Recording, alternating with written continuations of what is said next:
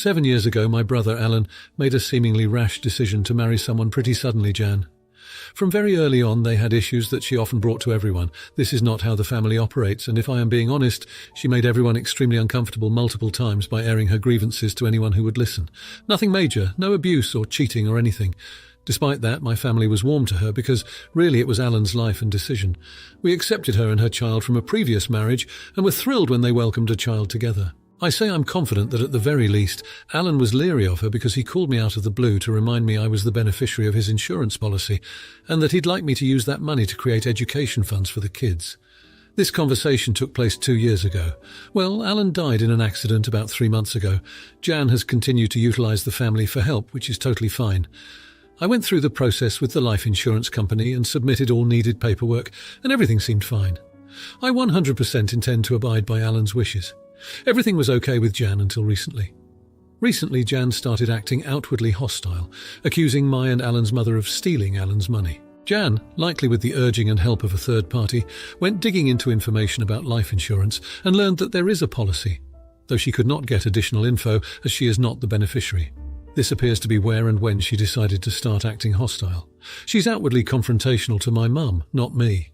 I attempted to sit down with Jan and explain things with the help of a translator, believing that perhaps a language barrier and a lack of understanding of how these things work were creating problems. She is not originally from here. She went off screaming about how she's his wife and the money is hers and my mother is stealing from her. I tried to explain that my mother has nothing to do with this and I'm not stealing anything. She wants to hear none of it and seems to waffle between my mother, forced my brother to make her the beneficiary. She's not on it, and there was no beneficiary, there is. She also does not find it acceptable that this money will be going towards the children's educational needs. I don't understand why. She stormed off. I was mortified by her behaviour. I left, apologised to the translator and haven't attempted to speak with her again, although I've seen the children for already scheduled events. So am I the jerk for not sharing this information with her initially? ETA. Several people have mentioned Jan perhaps being concerned about finances. Her finances are fine. Additional funds have been dispersed to her and will continue to be. The children are in no danger, nor is she. Now here are the comments. Comment 1. Not the idiot. I would be worried about your sister-in-law's behaviour and who is this person that is helping her. What are her intentions by being so fixed in the idea that your mother is the bad guy here? I would strongly recommend you have a lawyer to help you and your mother to make sure you have access to your nephew. As for your brother's money, see if you can make a trust fund that the kids will have access to education, but you will get to authorise their spending because I wouldn't pass your sister-in-law trying to take this money since she seems to think this should be hers. Comment 2. If your brother had wanted his wife to know about the insurance policy, he would have told her. He had years to tell her. If your brother had trusted his wife with the money, he would have made her the beneficiary. Okay, so your sister-in-law isn't happy. Well, that sucks for her. Not the idiot and do what your brother wanted. His widow sounds greedy and volatile. Don't let her get her hands on the money. You know, she could just be glad that her husband was looking to secure his kids' education in case something happened to him. Comment 3. Not the idiot. But was there another policy left to his wife in case of death? Is the house paid for? Does she work? Who knows his reasoning? But I'd be upset if my sister-in-law had insurance money sitting in savings for 15 years for my kids' college, but I no longer had my husband's income to help with the costs of raising them. Not the idiot. Now for the next story. My youngest daughter recently turned 12 years old. It was a rare occasion where all of the grandchildren were together. My older sister was visiting from another state for the weekend with her college-aged daughter, and we came to an agreement with my late brother's ex-wife so that his children were with us for a few hours. That's all to say there are a lot of moving parts to getting this entire family together. There have also been several deaths in the family in the last year. I wanted to get a picture with my mother and the grandchildren while we have the opportunity, since it might never happen that we're all gathered at the same time like this again. However, when I went to get the photo and I called for all the grandkids to go sit with Grandma, the niece of my older brother's partner went to sit with my mother as well. I tried to be very gentle and told her, "Not you, sweetie, just the grandchildren." Poor thing doesn't have much going on in her little head, and she just stood there like a deer in headlights until I beckoned her to come stand near me instead, before letting the children back outside to play. Next thing I know, my brother is asking me what happened because she's crying to him about it, and he was furious with me over this. Instead of trying to understand my reasoning, I gave him that I don't want some random child in what might be the last photo of Mum and the kids. They decided to leave. He childishly hasn't spoken to me in a week, and I'm not wrong to think he's the one overreacting and being unreasonable about this. Another edit to say my mother is not the most lucid, and she does not know who this little girl is. The most they do together is sit in silence when the other children are playing. Since this little girl is very shy and often won't go out to play, instead she glues herself to my mother, who won't move away from her. They have tea parties in silence, and the girl makes Play-Doh food for my mother, who pretends to eat it. As far as I know, based on how the girl looks, I believe my mother thinks her to be the daughter of a woman who used to work for the family when my mother was young, and they would be watched together. Now for the next story. We're all based in England. My girlfriend's cousin has been planning a wedding in Italy for next May for the last couple of years and has asked my girlfriend to be a bridesmaid. She made it quite clear from day one that she strictly wasn't allowing any partners or children to the wedding. This has sparked quite a lot of controversy in her family, with many of the family now boycotting the wedding because their partners, who I might add used to be very close friends with the bride, aren't invited. I took this quite personally for a while myself, before realising it more than likely is just down to cost and numbers. But nevertheless, I have always said to my girlfriend that if she wants to go, then I'm happy for her to do so. If she doesn't, then I'll also respect whatever choice she makes. I'm not a huge wedding lover anyway, so our grand plan was to still travel to Italy and have a holiday out of it, myself and our little boy, who will be 1 year old, just exploring for the day she's at the wedding. At this point, financially, we were in quite a good place to do so. However, this year we've hit quite significant financial difficulty. Our 7-month-old son is growing in and out of clothes at the blink of an eye. I left my job in the springtime to pursue starting my own business. I invested my savings into starting it up, and business has been going well and I've been surviving, but I'm not at too stable of a salary just yet. And then in the summertime, my girlfriend, while on maternity leave, found out she was being laid off due to budget cuts. She got a fairly small payout and has since used a chunk of it to pay off some debts and buy things for our baby, while my finances have been covering the household bills, car finance, fuel, etc., while I have a few small debts to pay off as well. We've had to also sell her car and share mine, as we couldn't afford to run 2 cars anymore. She wants us to go on holiday next March for our son's first birthday, which I'd love to do, but I've had to say we might not be able to, so she's mad about that. Then there's also Italy to pay for in May, that I've told her I'm struggling majorly at the minute to forecast for. I've tried to raise my concerns with her over the last few months about the travel costs for the wedding, but she's not really been responding. Then we got into an argument a few days ago where I raised it and she still hasn't discussed it with me, because I honestly think she is expecting me to pay it. Had I have actually been invited to the wedding myself, then I feel like things would be different and we could compromise on some sort of cost or saved very harshly for it.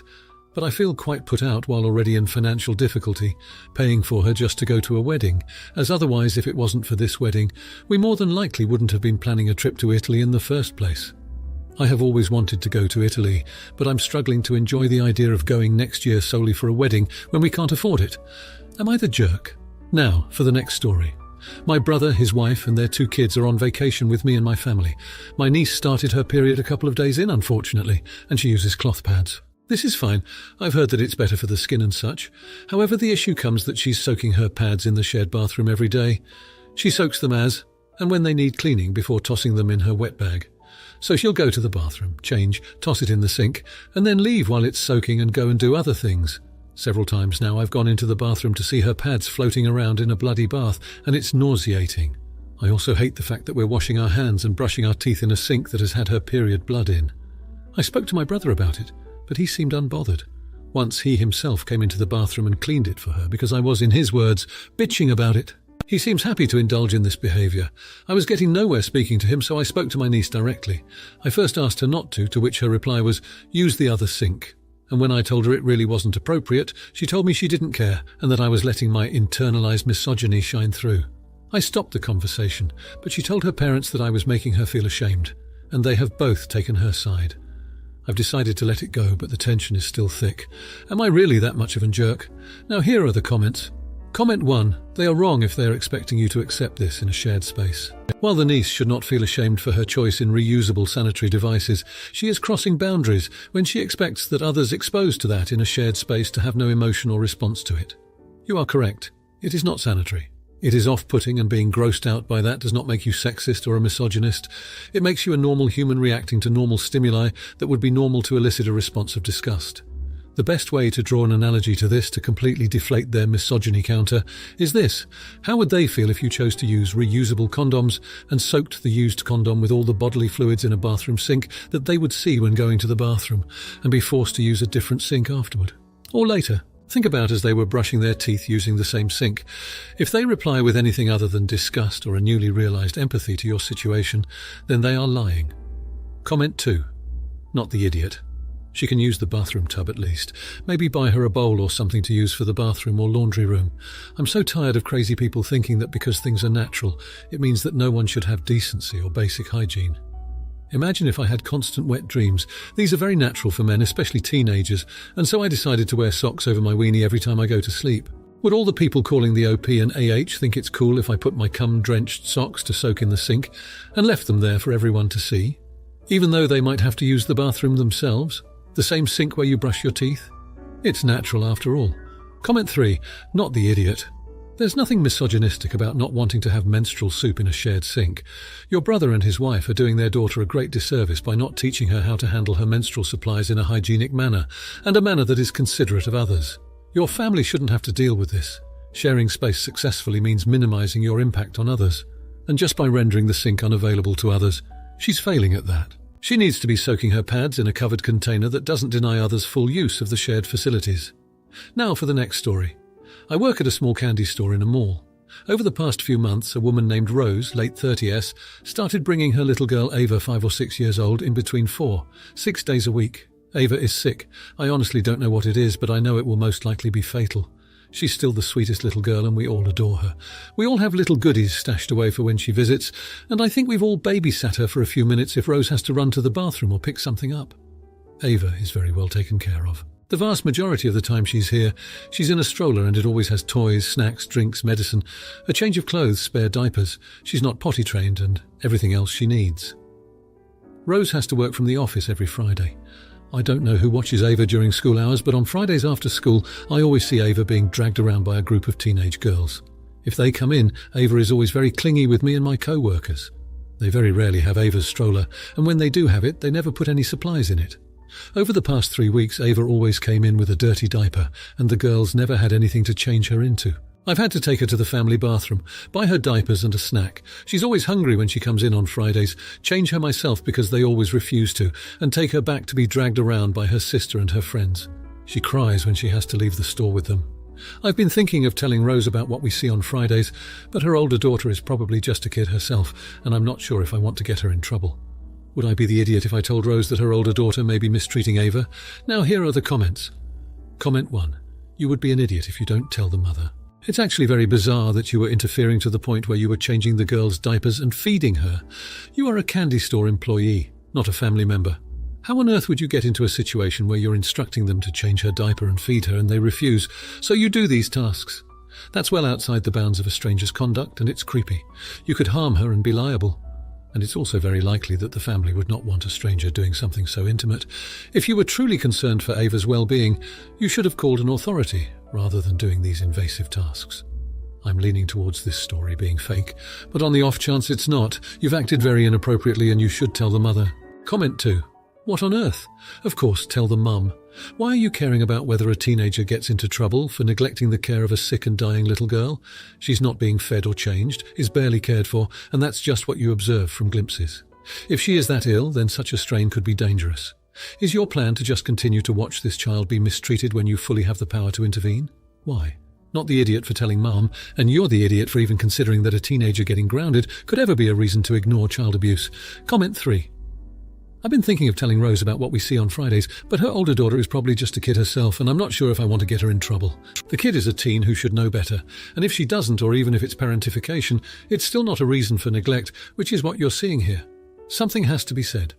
At the very least, I would go to your manager and have them approach them, not the idiot. If you like this video, you'll probably like these too. Also, while you're here, please consider subscribing. It's your support that keeps this channel alive and allows me to make better and longer videos. Have a great day.